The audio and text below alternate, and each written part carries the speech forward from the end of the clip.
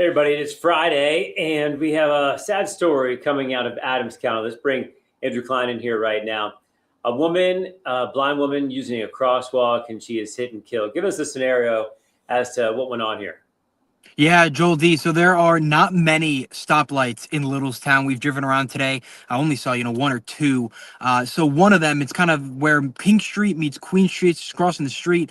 Um, and as you mentioned, Rebecca, the woman who was hit and killed, she's blind. I spoke to her sister earlier today. They know she was very careful whenever she would cross the street, but as she was crossing, she was, hit and killed by a pickup truck, a work pickup truck that was driving along the street here. Was she by herself? I believe so, yes. Is this a street she's familiar with?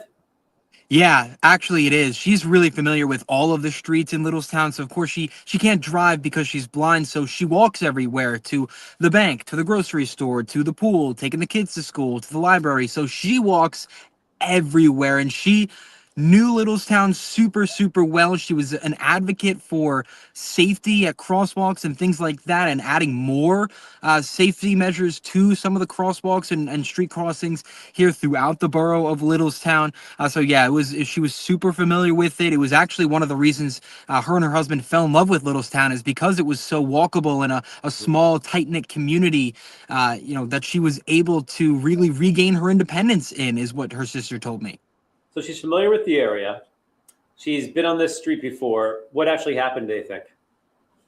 I did not hear from the police or the borough earlier today, so I'm not sure exactly what they think. As far as the family, told me she was crossing the street, and the driver, I believe, was not fully paying attention, and did not see her coming through the middle of the street. Is the driver being charged? As of right now, I do not know. The investigation is still underway. I know that the driver did stay on the scene after he hit her. As far as charges come, we're not sure just yet. So what's the family looking for at this point then? What do they need, or what do they want?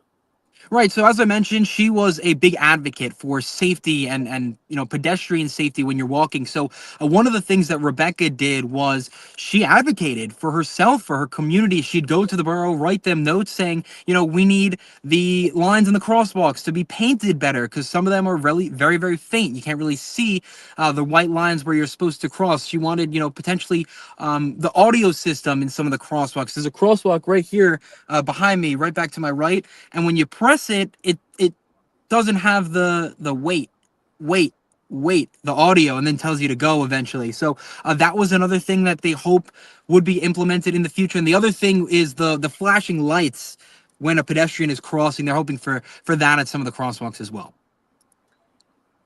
Is there a GoFundMe? Is there anything moving forward in case people want to get more information?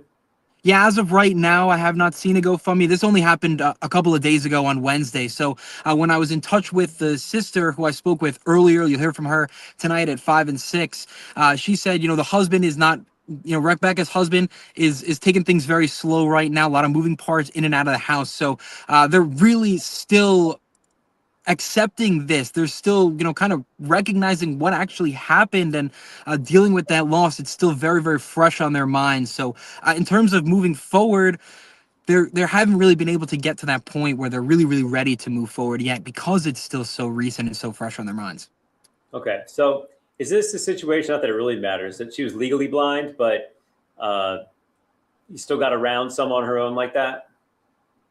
Yeah, for the most part, she could walk. I don't know, I don't know the details of what she needed to get around, or how she would get around. But yeah, I mean, as far as everything I heard It today, sounds like she was would. pretty independent. Yes. And one of the reasons she could be so independent was because she lived in a place like Littlestown, that was a smaller town, a slower town for the most part, and a walking town. Right. Okay. Well, we'll keep an eye on this one, because it makes you wonder if there will be charges, like if there was a distracted driver. Right. And once she's in the crosswalk, it is up to the driver to stop, obviously, as well. So if they change anything to make things safer, or if there are some charges, we'll want to stay on top of that. Absolutely. All right, Andrew Klein, thank you very much. Thank you. Yep. And everybody, you'll be able to see more of this on CBS 21 News at 5 and 6. Sad story Sounds like it may have been preventable, and maybe they can make things even safer moving forward. We'll see. This is 21 Next. I'm Joel D. Smith.